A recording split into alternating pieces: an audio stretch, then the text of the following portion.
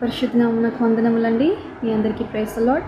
సజీవాహిని వారు నిర్వహించే conquer no more chains prayer ఫెలోషిప్కి ప్రొపెట మీ అందరికీ ఆహ్వానాన్ని తెలియజేస్తున్నానండి.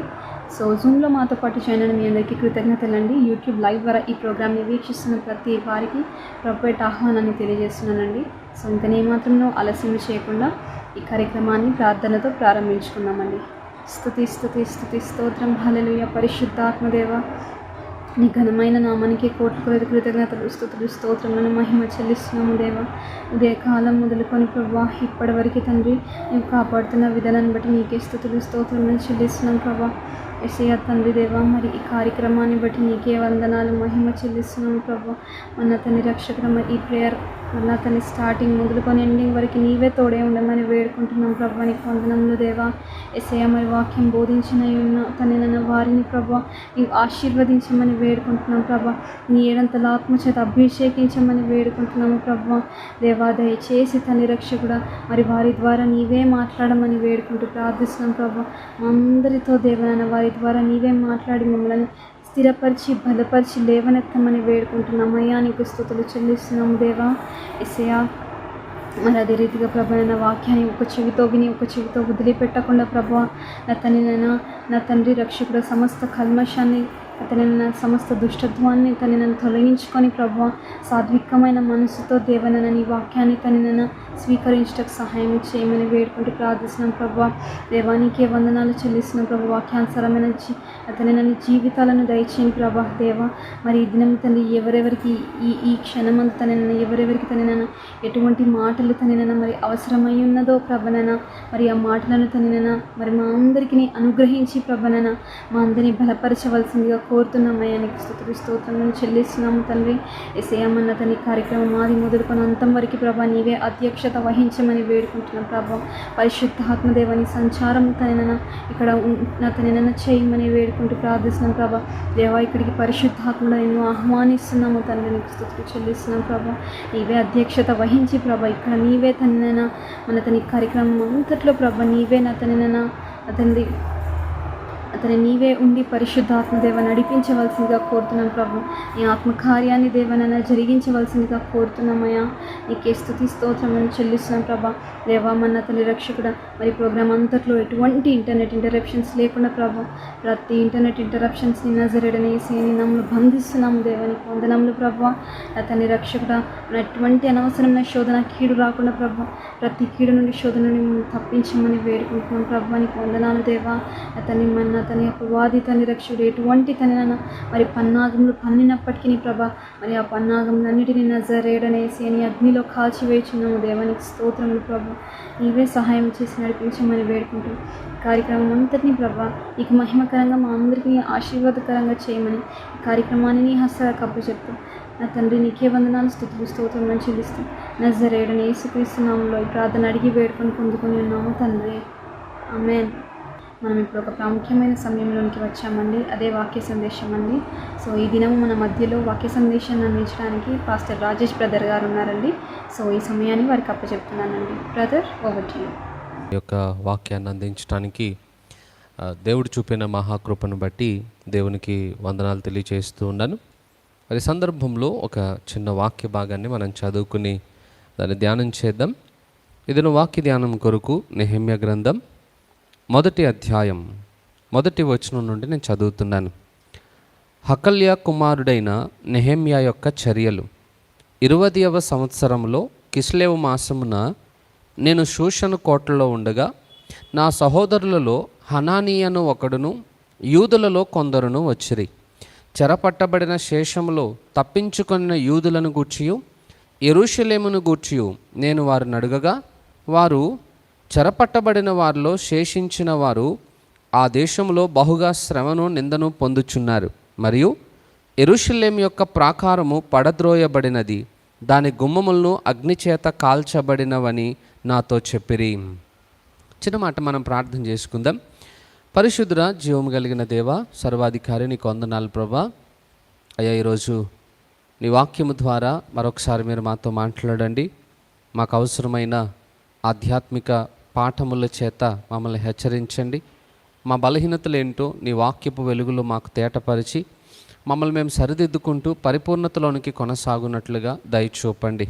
చదువుకునే లేఖన భాగము ద్వారా మేమందరము కూడా మా జీవితాల్లో మార్పు నొందినట్లుగా నీ పరిశుద్ధాత్మ స్వరాన్ని వినిపించండి. నీ దాసుని కూడా అభిషేకించి నీ మహిమ కొరకు వాడుకోమని యేసు నామములో ప్రార్థిస్తున్నాను తండ్రి, ఆమెన్. మంచిది. ఈరోజు నెహెమ్యా గ్రంథంలో ఆ మొదటి 4 వచనాలలో ఉన్నటువంటి కొన్ని విషయాలు మనం నేర్చుకుందాం. సో ఈ చరిత్ర మనకందరికీ తెలుసు కదా. నెహెమ్యా యెరూషలేము పట్టణం యొక్క ప్రాకారమును కట్టేటువంటి బాధ్యత ఆయన చేపట్టి ఉన్నాడు. ఆ వివరాలే మనకి అధ్యాయం అంతట్లో కూడా కనపడతాయి. అయితే ఇక్కడ నెహెమ్యా షూషను అనే ప్రాంతంలో ఉన్నాడు. యెరూషలేములో ఎజ్రా, జెరుబ్బాబెలు అలాగే యోషువ వారి నాయకత్వంలో దేవుని మందిరం అయితే నిర్మించబడింది, కానీ ప్రాకారం ఇంకా పాడైపోయిన పరిస్థితుల్లోనే ఉంది. అయితే ఆ ప్రాకారము లేని కారణాన్ని బట్టి ఈ యెరూషలేము పట్టణానికి ఇప్పుడు సంరక్షణ లేదు. శత్రువులు వస్తున్నారు, వాళ్ళని ఇబ్బంది పెడతా ఉన్నారు, చాలా అవమానాలు వాళ్ళు ఎదుర్కొంటూ ఉన్నారు. నెహెమ్యా షూషను కోటలోనే ఉన్నప్పటికీ కూడా నెహెమ్యా భారమంతా కూడా ఆ యెరూషలేము ప్రాంతం మీదనే కలిగి ఉన్నాడు. అందుకని నెహెమ్యా దగ్గరికి ఆ యెరూషలేములో ఉన్నటువంటి వారి కుటుంబీకులు కానివ్వండి, లేదా వారి బంధువులు, లేకపోతే ఆ ప్రాంతస్తులు వారు ఈ షూషను ప్రాంతానికి వస్తూ వెళ్తూ ఉండటం, నెహెమ్యాని కలవడం, ఇలా సంఘటనలు జరుగుతూ ఉన్నాయి. ఆ సమయంలోనే ఈ నెహెమ్యా దగ్గరికి హనానీ అనేటువంటి తన సహోదరుడు, అలాగే యూదులలో కొంతమంది వ్యక్తులు నెహెమ్యా దగ్గరకు వచ్చినప్పుడు నెహెమ్యా అడిగిన మొదటి ప్రశ్న అక్కడ మనం చదువుకున్నాం. నా సహోదరులలో హనానీ అను ఒకడును యూదులలో కొందరును వచ్చిరి. చెరపట్టబడిన శేషములో తప్పించుకొనిన యూదులను గూర్చియు యెరూషలేమును గూర్చియు నేను వారిని అడగగా, నెహెమ్యా దగ్గరకు వచ్చినటువంటి ఆ సహోదరుణ్ణి అనగా హనానీని అలాగే యూదులని అడిగిన ప్రశ్న ఏంటనంటే, అయ్యా ఆ యెరూషలేములో ఉన్నటువంటి యూదులు ఎలా ఉన్నారు, ఆ పట్టణం యొక్క పరిస్థితి ఎలా ఉంది అనే ప్రశ్న వేశాడట. చాలా కాలం తర్వాత మన ఇంటికి ఎవరైనా కలవడానికి వచ్చారనుకోండి, బంధువులే కానివ్వండి, స్నేహితులే కానివ్వండి, ఎవరైనా కూడా వాళ్ళు మన ఇంటికి రాగానే మనం అడిగేటువంటి మొదటి ప్రశ్న ఏంటనంటే, అయ్యా ఎలా ఉన్నారు అని అడుగుతాం. ఇంట్లో అందరూ బాగున్నారా లేదా అని అడుగుతాం. కానీ నెహెమ్యా జీవితాన్ని మనం చూస్తే వచ్చిన వారిని గురించి నెహెమ్యా ప్రశ్నించట్లేదు. ఆ యెరూషలేములో ఉన్నటువంటి యూదులను గూర్చియు ఆ పట్టణాన్ని గూర్చియు అడుగుతున్నాడు. అంటే నెహెమ్యాకి ఆ వచ్చిన వారి మీద ప్రేమ లేదు అనేటువంటి ఉద్దేశం కాదు, కానీ నెహెమ్యా భారం అంతా కూడా ఆ యెరూషలేము యొక్క ప్రాంతం మీద ఉంది. నెహెమ్యా షూషను కోటలోనే ఉన్నాడు. యెరూషలేముకి ఏమైనా కూడా ఈయనకు వచ్చే నష్టం ఏం లేదు, ఈయనకి ఎలాంటి అసౌకర్యం కూడా లేదు. రాజుకి పాత్రను అందించే మంచి ఉద్యోగాన్ని షూషను కోటలో కలిగి ఉన్నా కూడా ప్రతిరోజు నెహెమ్యా ఆ యెరూషలేము పట్ల భారముతోటే ఉన్నాడట. అక్కడ ప్రజలు ఎలా ఉన్నారు, వాళ్ళందరూ నా కుటుంబీకులే కదా, వాళ్ళు ఎంతకు ఇబ్బందులు పడుతున్నారు, అక్కడ పరిస్థితులు ఎలా ఉన్నాయో, ప్రాకారం ఇంకా నిర్మించబడలేదు, వాళ్ళు ఏం సమస్యలు ఎదుర్కొంటూ ఉన్నారో అని చెప్పి ప్రతి దినము నెహెమ్యా ఆ పట్టణ ప్రజలను గూర్చినటువంటి క్షేమాన్ని, ఆ పట్టణం యొక్క క్షేమమును గురించి ఆలోచన చేస్తూ ఉన్నాడట. సో ఈరోజు నెహెమ్యా జీవితంలో నుండి మనం నేర్చుకోవలసిన పాఠం కూడా అదే. మన ఆధ్యాత్మిక జీవితంలో కూడా మనము అందరం కలిసి ఒక కుటుంబముగా పిలువబడతా ఉన్నాం. సంఘము అనేది ఒక ఆధ్యాత్మిక కుటుంబముగా మనం పిలుచుకుంటూ ఉంటాం. మనం వేరే వేరే ప్రాంతాల నుండి రావచ్చు, వేరే వేరే కుటుంబాలకి సంబంధించిన వారమైనా అయి ఉండొచ్చు. కానీ దేవుని మందిరంలోనికి వచ్చేటప్పటికి మనం అందరము అక్క, అన్న, అమ్మ, అయ్య లేదా ఇలా పిలుచుకుంటూ ఉంటాం. ఎందుకు ఆ విధమైనటువంటి సంభాషణ మనం చేస్తామనంటే, ఈ సంఘం అనేది ఒక ఆధ్యాత్మిక కుటుంబముగా మనం భావిస్తాం. కుటుంబంలో అనగా మన సొంత కుటుంబంలో ఒకరి యొక్క క్షేమమును గూర్చి ఇంకొకరు ఎలాగైతే విచారణ చేస్తారో, ఆధ్యాత్మిక కుటుంబంలో కూడా అట్టి వైఖరిని కలిగి ఉండాలనేది దేవుని ఆలోచన. అంటే నెహెమ్యా ద్వారా మనం నేర్చుకోవాల్సిన పాఠం ఏంటంటే, సంఘం అనేటువంటి ఈ కుటుంబంలో ప్రతి విశ్వాసి కూడా ఇంకొక విశ్వాసిని గూర్చినటువంటి యోగక్షేమములను తెలుసుకోగలగాలి. కొన్నిసార్లు భౌతికమైన అన్ని విషయాలను గురించి మనం విచారణ చేస్తూ ఉంటాం. ఆర్థికంగా పర్వాలేదా, ఆరోగ్యపరంగా బాగున్నారా, కుటుంబ పరిస్థితులన్నీ ఓకేనా, ఇలా భౌతికమైన సంఘటనలన్నిటి గురించి మనం విచారణ చేస్తాం. కానీ ఆధ్యాత్మిక జీవితాన్ని గురించి సహజంగా మనం ఎవరి దగ్గర విచారణ చేయం, ఎవరిని పట్టించుకోం. ఎందుకంటే చాలామందికి దేవుని మందిరానికి వెళ్ళే అలవాటు ఉంటుంది, కానీ అది రెగ్యులారిటీ ఉండదు. ఎప్పుడో జ్ఞాపకం వచ్చినప్పుడు, వాళ్ళకి బుద్ధి పుట్టినప్పుడు వెళ్తూ ఉంటారు. కొంతమంది వాక్యాన్ని చదవరు ఉంటారు, ప్రార్థనలు చేయరు. వాళ్ళకి ఈ భక్తికి సంబంధించినటువంటి అలవాట్లు ఉండవు. ఏదో నామకార్థంగా రెగ్యులర్గా వారి జీవిత విధానాన్ని వాళ్ళు కొనసాగించేస్తూ ఉంటారు, ఏదో భక్తిపరులు అన్నట్టుగా. దయచేసి జ్ఞాపకం పెట్టుకోండి, ఎప్పుడైతే ఏదైనా ఒక విషయాన్ని గురించి మనం విచారణ చేయడం మొదలు పెడతామో అప్పుడు ప్రజల జీవితాలు అనగా తోటివారి జీవితంలో ఒక భయం కలుగుతుంది. అమ్మ వాళ్ళు అడుగుతారు కాబట్టి చదువుదాం, లేకపోతే వాళ్ళు అడుగుతారు కాబట్టి ప్రార్థన చేద్దాం, లేకపోతే వాళ్ళు అడుగుతారు కాబట్టి కనీసం దేవుని మందిరానికి వెళ్దామని ఇంకొకరి యొక్క భయమును బట్టి అయినా కొద్ది వరకు వారి భక్తిని కట్టుకోవడానికి అవకాశాలు ఉంటాయి. అట్లీస్ట్ అలా ఒకరి భయం కోసమైనా దేవుని మందిరానికి వారు రావడం నేర్చుకోగలిగితే ఆ తర్వాత దేవుని వాక్యాన్ని బట్టి వారి జీవితాలు కట్టబడగలుగుతాయి. సో అందుకే ఇతరుల యోగక్షేమమును గూర్చి ఆధ్యాత్మిక విషయాల్లో విచారణ చేసే బాధ్యత సంఘములో ఉన్న ప్రతి వ్యక్తి కలిగి ఉండాలట. చాలా శాతం మనం ఇంకొకరి గురించి పట్టించుకోం. మన పద్ధతి అంతా మందిరం అంటే చర్చ్ అయిపోగానే ఇంటి దగ్గర ఏదో దాచిపెట్టినట్లుగా ఎవరిని కలవకుండా, కనీసం ఎవరిని గురించి విచారణ చేయకుండా మనము హడావిడిగా పరుగులెట్టుకుంటూ వెళ్ళిపోతూ ఉంటాం.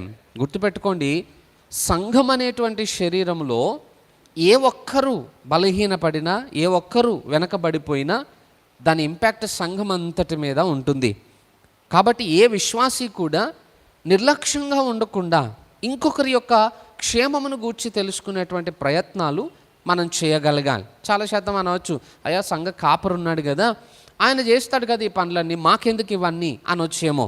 సంఘ కాపరి చేస్తాడు, కానీ సంఘ కాపరి కంటే కూడా సంఘము ఆ బాధ్యతలను మోయగలిగినప్పుడు పని ఇంకాస్త సులభం అవుతుంది. అఫ్కోర్స్ సేవకుడు చేయొద్దని అనట్లేదు, సేవకుని వైపు నుండి ఆయన చేసే పనులు ఆయన చేస్తాడు, కానీ ఆ భారంలో సంఘం కూడా కొంచెం భాగము పంచుకునే ప్రయత్నం చేయగలగాలి. ఎందుకనంటే మనకి బాగా సుపరిచితమైన ఒక వాక్యం మనం ప్రతి క్రిస్మస్కి జ్ఞాపకం చేసుకుంటే యెషయా గ్రంథం 9వ అధ్యాయం 6వ వచనంలో ఉన్న మాట ఏంటి? ఎలయనగా మనకి శిశువు పుట్టెను, కుమారుడు అనుగ్రహింపబడును, ఆయన భుజముల మీద రాజ్యభారం ఉండును అని ఉంటుంది. అంటే రాజ్యభారం అనగా దేవుని రాజ్యభారము ఎక్కడ పెట్టబడిందట? ఆయన భుజముల మీద అని రాయబడి ఉంది. సహజంగా మనం కొత్త నిబంధన పౌలు పత్రికలను చదివేటప్పుడు పౌలు ఒక మాట అంటాడు, క్రీస్తు సంఘమునకు శిరస్సు అయి ఉన్నాడు, సంఘము శరీరం అయి ఉన్నది అని చెప్తాడు. అంటే యేసు ప్రభు సంఘమునకు శిరస్సు అయితే సంఘము ఆయన శరీరమై ఉన్నాము అని చెప్తున్నాడు. ఇప్పుడు భుజములు ఎక్కడుంటాయి? శరీరంలో ఒక భాగమై ఉన్నాయి, శరీరమునకు అవి అమర్చబడి ఉంటాయి. మరి అవి అమర్చబడి ఉన్నప్పుడు ఇప్పుడు దేవుని రాజ్యభారం ఎక్కడ పెట్టబడింది? ఆయన భుజముల మీద, అనగా సంఘము మీద దేవుని రాజ్యభారము అనేది పెట్టబడింది. అంటే ఇప్పుడు సంఘము దేవుని రాజ్యమును గూర్చినటువంటి భారం మోస్తూ ఉన్నప్పుడు దానిని పట్టించుకోకుండా ఎలా ఉంటాం? ఎట్లా నిర్లక్ష్యంగా విడిచిపెట్టగలుగుతాం? అందుకే ప్రతి విశ్వాసి చేయాల్సినటువంటి పని ఏంటనంటే ఇంకొక విశ్వాసిని గూర్చినటువంటి యోగక్షేమమును విచారణ చేయడానికి బాధ్యతను తీసుకోవాలట. సహజంగా మనం పక్కింట్లోకి వెళ్ళి ఎన్నో ముచ్చట్లు పెడతా ఉంటాం, అనవసరమైన సంభాషణలన్నీ చేస్తూ ఉంటాం. అదే సమయంలో కాస్త వారిని పరామర్శించటం, ఆధ్యాత్మికంగా ఎలాగున్నారు, మీ భక్తి జీవితము బాగుందా లేదా, మీరు కాస్త దైవికంగా ఎదుగుతున్నారా లేదా, ఇలాంటి ప్రశ్నల చేత మనం వారి దగ్గర వివరాలు తీసుకోగలిగినప్పుడు వారిని గూర్చి మనం ప్రార్థన చేయడానికి అవకాశాలు ఉంటాయి. చాలా శాతం మనం అలాంటి వాటిని గురించి పెద్దగా ఆలోచన చేయం. అట్లీస్ట్ సంఘంలో అయినా సరే చర్చ్ అయిపోగానే అడావిడిగా పరుగులెట్టుకుని వెళ్ళిపోవడం కాదు, తోటి విశ్వాసులతో కలిసి ఒక్క 10 నిమిషాలు కూర్చుని ఒకరికొరకొకరు ప్రార్థన చేసుకోగలిగినా కూడా ఇంకొకరి క్షేమమును గురించి మనము విచారణ చేయగలిగిన వారం అవుతాం. ఎందుకంటే ఎవరి కోసం మనం ప్రార్థన చేయాలన్నా కూడా వారి సమస్య ఏంటో, వారి ఆధ్యాత్మిక స్థితిగతులు ఏంటో మనకు అర్థం కాకపోతే వారి కొరకు ప్రార్థన చేయటానికి సాధ్యం కాకపోవచ్చు. అలాంటప్పుడు కాస్త విచారణ చేయగలిగితే వారి సమస్య ఏంటి, వారు ఎదగకపోవడానికి కారణం ఏంటి, భక్తిలో బలహీనపడటానికి వారు ఎదుర్కొంటున్న సమస్యలు ఏంటి, ఇవన్నిటిని మనం విచారణ చేయగలిగినప్పుడు వాటికి పరిష్కారంగా మనం ఏదైనా చేయగలిగే అవకాశాలు ఉంటాయి. సో ప్రతి విశ్వాసి చేయాల్సిన పని ఏంటనంటే ఇంకొకరి యొక్క ఆధ్యాత్మిక క్షేమమును గూర్చినటువంటి విషయాలు తెలుసుకోగలగాలి. నెహెమ్యా యెరూషలేము యొక్క క్షేమాన్ని కోరుతున్నాడు. యెరూషలేము ప్రజల యొక్క క్షేమస్థితిని ఆశిస్తూ ఉన్నాడు. మరి సంఘంలో మనం ఎప్పుడైనా ఇలాంటి పనులు చేసే ప్రయత్నాలు చేశామా? ఇంకొకరి యొక్క భక్తి యొక్క జీవిత విధానాన్ని ప్రోత్సహించటానికి మనం ఏదైనా ప్రయత్నాలు చేశామా అని అంటే ఎవరి జీవితం కొరకు వాళ్ళే ఆలోచించుకుంటున్నాం, ఎవరి స్వార్థం కోసం వారు బ్రతుకుతున్నామే తప్ప ఇంకొకరిని గురించిన ఆలోచన మనం చేయట్లేదు. కానీ బైబిల్లో రాయబడి ఉంది, మీరు కీర్తనలతోనూ సంగీతములతోనూ ఒకరినొకరు హెచ్చరించుకొనుచు ఒకరికొకరు బుద్ధి చెప్పుకొనుచు అనే మాట రాయబడి ఉంది. ఎక్కడ చేయాలి ఇవన్నీ? సంఘములో చేయవలసినటువంటి చర్యలు. ఒకరినొకరు హెచ్చరించుకుంటూ, ఒకరినొకరు ప్రోత్సహించుకుంటూ, ఒకరికి ఒకరు బుద్ధి నేర్పించుకుంటూ మనం చేయవలసినటువంటి జీవిత విధానం మనం కలిగి ఉండాలి. ఎందుకంటే ఎప్పుడైతే సంఘమంతా కలిసి ఒకరికి తెలిసిన విషయాలు ఒకరు పంచుకుంటూ, ఒకరి క్షేమము కొరకు ఇంకొకరు ప్రార్థన చేసుకుంటూ, సంఘమంతా కలిసి ఎప్పుడైతే దైవికంగా ముందుకు నడవగలుగుతారో ఆ సంఘము క్షేమంగా గమ్యాన్ని చేరుకోగలుగుతారు. ఆ సంఘము పరిపూర్ణ స్థాయిలోనికి రాగలుగుతుంది. అదే కదా మన అల్టిమేట్ గోల్ అంతా, సంఘములన్నీ కలిసి క్రీస్తు పోలికలోనికి నడిపించబడాలి అని. సో అందుకే నెహెమ్యా అక్కడ ఆ ప్రజల యొక్క క్షేమస్థితిని కోరినట్లు ఈరోజు మనమున్న సంఘములో మన చుట్టూ ఉన్న ప్రజల యొక్క క్షేమస్థితిని గురించి మనము ఆలోచన చేయాలి. నెక్స్ట్ రెండవ విషయం ఏంటనంటే, ఎప్పుడైతే నెహెమ్యా ఈ విషయాన్ని గురించి వారి దగ్గర విచారణ చేశాడో వాళ్ళు చెప్పిన ఇన్ఫర్మేషన్ ఆ రిపోర్ట్ చూడండి. వారు 3వ వచనం, వారు చెరపట్టబడిన వారిలో శేషించిన వారు ఆ దేశంలో బహుగా శ్రమను నిందను పొందుచున్నారు, మరియు యెరూషలేము యొక్క ప్రాకారము పడద్రోయబడినది, దాని గుమ్మములను అగ్నిచేత కాల్చబడినవని నాతో చెప్పిరి. ఆ ప్రాంతం గురించినటువంటి రిపోర్ట్ ఏంటనంటే, ఒకటి ఆ ప్రజలందరూ కూడా బహుగా నిందను శ్రమను అనుభవించుచున్నారు. వాళ్ళు చాలా ఇబ్బందులు పడుతూ ఉన్నారట. వారు ఆ ప్రాంతంలో ఎన్నో సమస్యలను ఎదుర్కొంటూ ఉన్నారట. ఈరోజు అంటున్నాను, మన చుట్టూ ఉన్న ప్రజల జీవితాల్లో ఎన్ని సమస్యలు ఉన్నాయి. ఈరోజు ఎన్నో కారణాలను బట్టి ప్రతి కుటుంబము ఇబ్బందులను ఎదుర్కొంటూనే ఉన్నారు. ప్రతి కుటుంబము సమస్యల చేత పీడింపబడతానే ఉన్నారు. ఎంతోమంది వాటిని బట్టి నలగొట్టబడతానే ఉన్నారు, కృంగిపోతానే ఉన్నారు.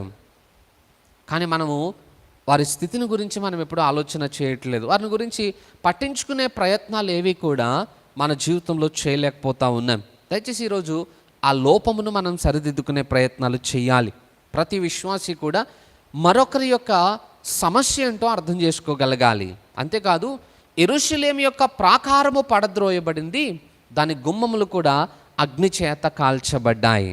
సో యెరూషలేము యొక్క రిపోర్ట్, ఆ పరిస్థితి, ఆ పట్టణం యొక్క పరిస్థితులు ఏంటో దాని గురించిన వివరాలు చెప్తా ఉన్నారు. సేమ్ ఈరోజు కాలంలో మనం చూస్తే యెరూషలేము అనేది సంఘమునకు సాదృశ్యంగా మనకి కనబడుతుంది. ఆ యెరూషలేము యొక్క ప్రాకారం ఎలా అయిపోయిందట? శిథిలావస్థలోనికి వెళ్ళిపోయింది. దాని గుమ్మములు కాల్చబడ్డాయి, ప్రాకారం పడద్రోయబడింది. అంటే ప్రాకారం లేదు అని అంటే ఆ పట్టణానికి సంరక్షణ లేనట్టే.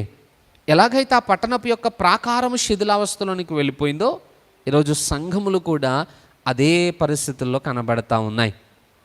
అందరూ ఆధ్యాత్మికంగా చల్లారిపోయిన స్థితికి వెళ్ళిపోయారు. కార్యక్రమాలు విరివిగా జరుగుతున్నాయి.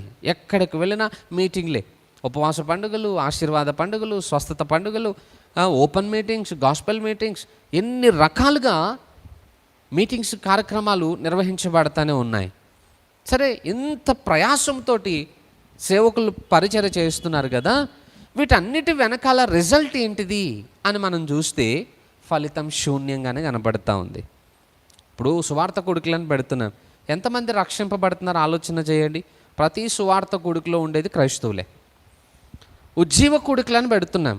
ఆ మీటింగ్ వాతావరణంలో ఏమంటారు ఆ ఏరియాలో ఉన్నంతసేపే ఆ ఉజ్జీవం, మళ్ళీ ఇంటికి వెళ్ళి నెక్స్ట్ డే నుండి మళ్ళీ అదే చల్లారిపోయిన స్థితి కనబడతా ఉంది. అంటే ఎక్కడో ఒక చోట జరిగే మీటింగ్ ద్వారా ఆ రివైవల్ని మనం చూడలేం. ప్రతి సంఘములో ఇది ఆరంభం కావాలి. ఈ శిథిలావస్థపు స్థితిలో నుండి సంఘములు తిరిగి మరలా నిర్మించబడాలి. ఎందుకంటే ఇప్పుడు అందరి ఆధ్యాత్మిక స్థితి కూలిపోయిన పరిస్థితుల్లోనే ఉంది. కూలిపోయిన దాన్ని అది ఏ పోలికలో ఉందంటే ఏం చెప్పగలుగుతాం? ఒక నిర్మాణం జరిగితేనే దాని పోలికను గురించి మాట్లాడగలుగుతాం. కూలిపోయిన ఒక ఇంటిని ఏ రూపంలో ఉందంటే ఏం పోలిక మనం చెప్పగలుగుతాం? ఈరోజు క్రైస్తవుల యొక్క జీవితాలు కూడా అదే స్థితికి వెళ్ళిపోయి శిథిలావస్థలోనికి వెళ్ళిపోయాయి. ఆధ్యాత్మికంగా చాలా వెనకబడిపోయాం. ఆలోచన చేయండి, మనం రక్షింపబడిన కొత్తలో మన ఆత్మీయ జీవితం ఎలా ఉండేది? రక్షింపబడిన కొత్తలో మనం జోష్ అన్నమాట, ఉజ్జీవం. బైబిల్ చదివేటప్పుడు ఎంత ఆసక్తితో చదివేవాళ్ళము, ప్రార్థన చేసేటప్పుడు ఎంత ఆసక్తితో చేసేవాళ్ళము, మందిరానికి మానకుండా వెళ్ళేవాళ్ళం. ఒక అబద్ధం చెప్పాలన్నా భయం, దేవునికి వ్యతిరేకంగా ఏదన్నా పని చేయాలన్నా భయం. మరి ఇప్పుడు ఏమైపోయింది అవన్నీ? అదే ఆసక్తి ఇప్పుడు కూడా కనపడుతుందా? అదే ఉజ్జీవం ఇప్పుడు కూడా మన జీవితంలో చూడగలుగుతున్నామా అని అంటే అన్నీ కూడా ఆచారబద్ధంగా నామమాత్రంగా జరుగుతూ వెళ్ళిపోతున్నాయే తప్ప ఫలితం మాత్రం శూన్యం. ఎక్కడ ఆ ఉజ్జీవము, ఆ మొదటి ఆసక్తి ఈరోజు ప్రజల జీవితాల్లో కనబడట్లేదు. అందుకే ప్రకటన గ్రంథంలో అంటాడు, మొదటి ప్రేమను వదిలితివని నీ మీద తప్పు ఒకటి మోపవలసి ఉన్నది అని అంటాడు. ఫస్ట్ లవ్ అది వదిలిపెట్టేసాం ఈరోజు దేవునితోటి. అందుకే మన జీవితాల్లో ప్రతి కార్యక్రమము ఆచారబద్ధంగా జరుగుతున్నాయే తప్ప ఆధ్యాత్మికంగా నెరవేర్చబడట్లేదు. ఆధ్యాత్మికంగా చేయని ఏ పనిలో కూడా రిజల్ట్ చూడలేం. అందుకే ఈరోజు శిథిలావస్థలోనికి వెళ్ళిపోయిన సంఘములు తిరిగి కట్టబడాలనంటే సంఘములో ఉన్న ప్రతి విశ్వాసి మరలా మొదటి ప్రేమను సంపాదించుకోవాలి. ఆ మొదటి ఆసక్తిని తిరిగి మరలా సంపాదించుకోగలగాలి. ఎప్పుడైతే ఈ ఏమంటారు పరిస్థితి మన జీవితంలో సంభవిస్తుందో అప్పుడే చల్లారిపోయినటువంటి సంఘాలు తిరిగి మరలా ఉజ్జీవింపబడతాయి. దేవుని రూపమును కోల్పోయినటువంటి ప్రజలు మరలా దేవుని పోలికలోనికి చెక్కబడే అవకాశాలు వస్తాయి. అందుకే ఈరోజు చేయాల్సిన పని ఏంటంటే ఆ శిథిలావస్థలోనికి వెళ్ళిపోయినటువంటి ప్రతి సంఘము కూడా తిరిగి మళ్ళా దేవుని కొరకు నిర్మించబడాలి. అలా నిర్మించబడాలంటే ఏం చేయాలి? యెరూషలేములో ఉన్న ప్రజలు ఏం చేశారో తెలుసా? నెహెమ్యా లాంటి వాళ్ళు ఎవరైనా వస్తారేమో అని ఎదురు చూస్తూ కూర్చున్నారట. ఈరోజు మనం కూడా చేసే పని అదే. ఎవరైనా నెహెమ్యాలో వస్తారేమో, ఆ కాలం నెహెమ్యాలాగా ఈ కాలంలో దేవుడు ఎవరైనా లేవనెత్తుతాడేమో, ఎవరినైనా వాడుకుంటాడేమో అని మనం ఎదురు చూస్తూ ఉంటాం. ఎవరో వస్తారని ఎదురు చూడడం కాదు, మనమే నెహెమ్యాలాగా మారాలని ఈరోజు మనం నిర్ణయం తీసుకోగలగాలి. ఎందుకనంటే మన ఇంటికి ఏదైనా సమస్యలు వచ్చినాయి అనుకోండి, వాటిని గురించి మనమే బాధ్యతలు తీసుకుంటున్నాం, ఎవరు వచ్చి చేయట్లేదు. మరి ఆధ్యాత్మిక విషయాల గురించి ఎందుకు మనం ఆలోచన చేయాలి? ఈరోజు మనమే పురికొల్పుకుంటూ మనము ఇంకొకరిని లేవనెత్తటానికి చేయూతనిచ్చేటువంటి ప్రయత్నాలు మనం చేయగలగాలి. ఎప్పుడైతే ఈ చర్య జరుగుతుందో ప్రతి సంఘము మరలా దేవుని కొరకు నిర్మించబడి పునరుజ్జీవింపబడే ప్రయత్నాలు సంఘాల్లో ఆరంభమవుతాయి. సో ఇప్పుడు నెహెమ్యా కావాలి అని అంటున్నాం. సరే, నెహెమ్యా కోసం కాకుండా మనమే ఆ ప్రయత్నం చేయవచ్చు కదా, మనమే ఆ బాధ్యతను తీసుకోవచ్చు కదా. అసలు మనం ఏం చేస్తున్నాం చెప్పండి? మన ఆత్మీయ జీవితంలో ఎదగడానికి, మనము చల్లారిపోకుండా తిరిగి మండింపబడటానికి మన కోసం మనం ఏం చేసుకుంటున్నాం? మన చుట్టూ ఉన్న వారి కోసం మనం ఏం చేయగలుగుతున్నాం? ఏమి చేయట్లేదు. అసలు మనమే చల్లారిపోయి ఉన్నా మన గురించి మనం ఆలోచన చేయట్లేదు. ఇక మన పక్క వాళ్ళని గురించి మనం ఏం ఆలోచన చేస్తాం? ఎవరో రావడం కాదు, మనమే ఆ పరిచర్య చేయగలిగిన వారి స్థానంలోనికి వెళ్ళి దేవుని కొరకు కష్టపడే ప్రయత్నం చేయాలి. చాలామంది అనొచ్చు, మాకు మాట్లాడడం రాదండి, మేము ఆ పరిచర్య చేయటానికి మేమేమి సేవకులం కాదు కదా, మాకు ఆ పిలుపు లేదు కదా అని కొన్నిసార్లు అనొచ్చేమో. సరే, ఒప్పుకుందాం. కొంతమంది ధారాళంగా మాట్లాడలేరు, లేదా ఇది పరిచర్య మాది కాదు అని అనుకుని భావించే వాళ్ళు ఉంటారు. సరే, వాక్చాతుర్యంతో వాక్యాన్ని మనం ప్రకటించలేకపోయినా, సంఘ నాయకులుగా ఉండి సంఘాన్ని పునరుజ్జీవింప చేయటానికి సేవా పిలుపు మనకి లేకపోయినా మనము చేయగలిగే కొన్ని పనులు ఉంటాయి. ఏమిటా పనులు అని అంటే నెహెమ్యా చేశాడు. చూడండి 4వ వచనం, ఈ మాటలు వినినప్పుడు నేను కూర్చుండి ఏడ్చి. నెహెమ్యా చేసిన మొదటి పని ఏంటనంటే కూర్చుండి ఏడ్చి. దేనికోసం ఏడుస్తున్నాడు నెహెమ్యా? ఆయన ఏమైనా ఆర్థిక ఇబ్బందులతోటి బాధపడతా ఉన్నాడా? లేకపోతే ఆయన కుటుంబంలో ఏమైనా సమస్యలు కనబడతా ఉన్నాయా?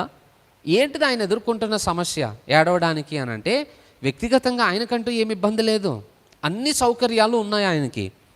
కానీ ఆయన భారం అంతా యెరూషలేము ప్రాంతాన్ని గూర్చి, అక్కడి ప్రజలను గూర్చి అన్నమాట. నెహెమ్యాకు ఆ భారంతో ఉన్నప్పుడు ఆ సమస్య ఆయనకి చాలా దుఃఖాన్ని కలుగు చేసిందంట. ఎందుకంటే ఆ ప్రాంతాన్ని గురించి ఒక నెగిటివ్ రిపోర్ట్ని ఆయన విన్నాడు. అయ్యా, ప్రాకారం పాడైపోయింది, గుమ్మములన్నీ కాల్చివేయబడ్డాయి, అక్కడ ప్రజలందరూ చాలా ఇబ్బందులు ఎదుర్కొంటున్నారు. ఈ రిపోర్ట్ వినగానే, ఆ పట్టణం యొక్క ప్రాకారపు శిథిలావస్థను వినగానే, ఆ సమాచారం వినగానే నెహెమ్యా చాలా ఏడ్చాడట. నేను అంటున్నాను, మన ఆధ్యాత్మిక జీవితం చల్లారిపోయింది అని మనకు అర్థమవుతూనే ఉంది. మన చుట్టూ ఉన్న ప్రజలందరూ కూడా దైవికంగా బలహీనపడిపోయారు అనే విషయం కూడా మనకు తెలుస్తూనే ఉంది. మనకెప్పుడైనా ఆ బాధ కలిగిందా? ఇలా అభివృద్ధి లేనందుకు మనం ఎప్పుడైనా ఏమైనా దుఃఖపడిన సందర్భాలు మన జీవితంలో ఏమైనా ఉన్నాయంటారా? ఒక నెల జీతం తక్కువ వచ్చిందనుకోండి, ఎంత కలవరపడిపోతామో, ఎంత వేదన పడిపోతామో. ఎందుకనంటే కమిట్మెంట్స్ ఎట్లా క్లియర్ అవుతాయి, ఈ నెల అంతా నేను ఎలా సర్వైవ్ కావాలి, ఇంత ఆందోళనతోటి మనం ఆ నెలంతా కూడా గడుపుతూ ఉంటాం. అంటను ధనము తక్కువైతే ఇంత ఆందోళన చెందుతున్నప్పుడు, మరి భక్తి తక్కువ అయిపోయినప్పుడు ఎప్పుడైనా ఆందోళన కలిగిందా? ఈ చల్లారిపోయిన స్థితిని చూసి మనం ఎప్పుడైనా బాధపడిన సందర్భాలు మన జీవితంలో ఏమైనా ఉన్నాయా? ఆలోచిస్తే ఆధ్యాత్మికంగా అలాంటిది ఏది మన జీవితంలో లేదు.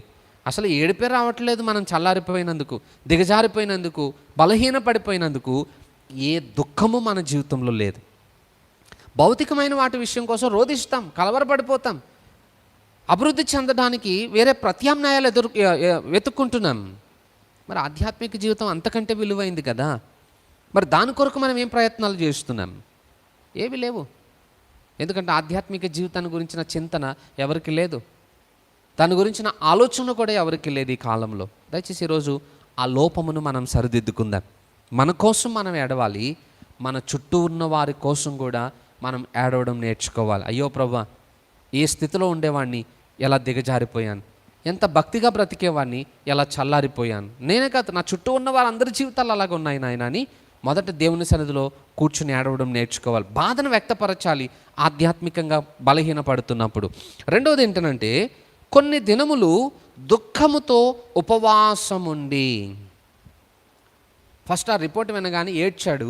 తర్వాత ఏం చేశాడట నెహెమ్యా? ఉపవాసం ఉండి దుఃఖముతో ఏడవడం మొదలుపెట్టాడట. తర్వాత మీరు కామెంటరీస్ చదవండి. నెహెమ్యా ఎన్ని రోజులు ఉపవాసం ఉన్నాడయ్యా అని అంటే 4 నెలలు ఉపవాసం ఉన్నాడు. నెహెమ్యా 1వ అధ్యాయం 1వ వచనం, నెహెమ్యా 2వ అధ్యాయం 1వ వచనంలో మీరు చూస్తే ఆ రెండింటి మధ్య 4 నెలల వ్యత్యాసం కనబడుతుంది. ఎవరి కోసం ఉన్నాడు నెహెమ్యా ఉపవాసాలు? తన కోసం కాదు, తన ఇంటి సమస్య, వ్యక్తిగత సమస్య కాదు. యెరూషలేము ప్రజలు ఎదుర్కొంటున్న సమస్య కొరకు 4 months 120 రోజులు నెహెమ్యా ఉపవాసం ఉన్నాడట. అసలు ఆలోచన చేయండి. నెహెమ్యా సంఘం కోసం, అంటే యెరూషలేము ప్రాంతం కోసమే 120 రోజులు ఉపవాసం ఉన్నప్పుడు, వ్యక్తిగతంగా మన ఆత్మీయ జీవితం కోసం మనం ఎన్ని రోజులు ఉపవాసం ఉండాలి? అసలు ఉపవాసం అనేది మన జీవితంలో మర్చిపోయాం. Busy busy busy busy schedule, ఏదో పనులు, ఏదో ఆర్భాటం, ఏదో అడావిడి, ఏదో పోరాటాలతోటి అసలు ఉపవాసం అనేది మర్చిపోయాం మన జీవితంలో. అసలు మన కోసం మనం రోధించే ప్రయత్నాలు కూడా మనం చేయట్లేదు. ఆలోచన చేయండి. ఈరోజు ఉపవాసం ఉండి మనం ప్రార్థన చేయకపోతే సంఘములో నెహెమ్యాలు ఎలా పుడతారు? సంఘం నిర్మాణము తిరిగి మరలా ఎలా ఆరంభించబడుతుంది? ఒకసారి ఆలోచన చేయండి. అందుకే ప్రతి విశ్వాసి చేయాల్సిన పని ఏంటంటే, కొన్ని దినములు ఉపవాసం ఉండి మన జీవితాలను మనం కట్టుకునే ప్రయత్నం చేయాలి. ఎప్పుడైతే మనం మండించబడతామో, మనతో అతకబడినటువంటి ప్రతి కట్టే అది కూడా మండింపబడుతుంది. అవి ఆరిపోయి ఉండొచ్చు, చల్లారిపోయి ఉండొచ్చు, కానీ మండుచున్న కట్టెలతో అవి మరలా తిరిగి అతకబడినప్పుడు తిరిగి మంట వాటికి కూడా అంటుకుంటుంది. ఈరోజు సంఘములలో అట్టి కార్యము నెరవేర్చబడాలనేది దేవుని ఆలోచన. అంతేకాదు, నెహెమ్యా చేసిన 3వ పని ఏంటంటే, ఆకాశమందలి దేవుని ఎదుట విజ్ఞాపన చేసి తిని.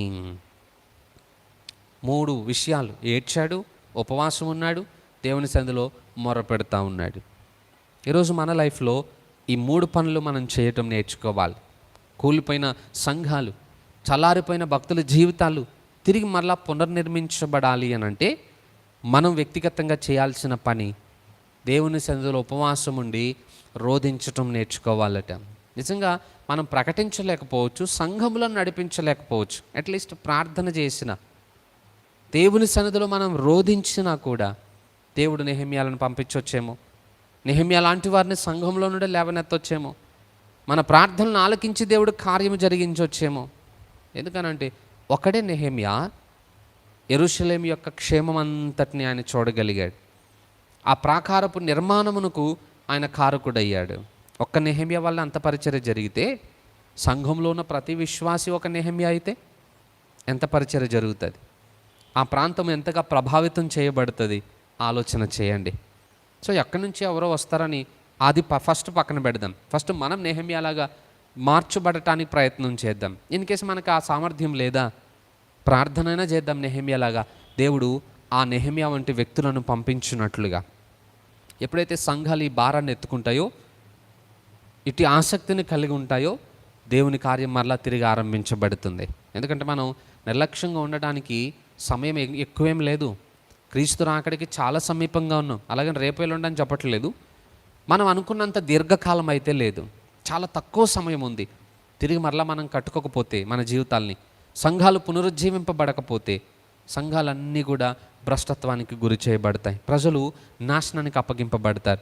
సో అలాంటి పొరపాటు జరగకుండానట్లుగా ప్రతి విశ్వాసి తిరిగి మరలా ఉపవాసం ఉండి దేవుని సన్నిధిలో రోధించే బాధ్యతను మనం కలిగి ఉండగలిగితే ఆ మొదటి ఉజ్జీవాన్ని నేటి సంఘాల్లో మరలా మనం చూడడానికి అవకాశాలు దొరుకుతాయి. మంచిది, కొద్ది మాటలు దేవుడు దీవించునుగాక. తల వంచుదాం, కళ్ళు మూసుకుని చిన్న ప్రార్థన చేసుకుందాం. పరిశుద్ధుడా, సర్వాధికారి, మహిమ కలిగిన దేవ, నీ ఘనమైన నామానికి వందనాలు తెలియజేస్తూ ఉన్నాను.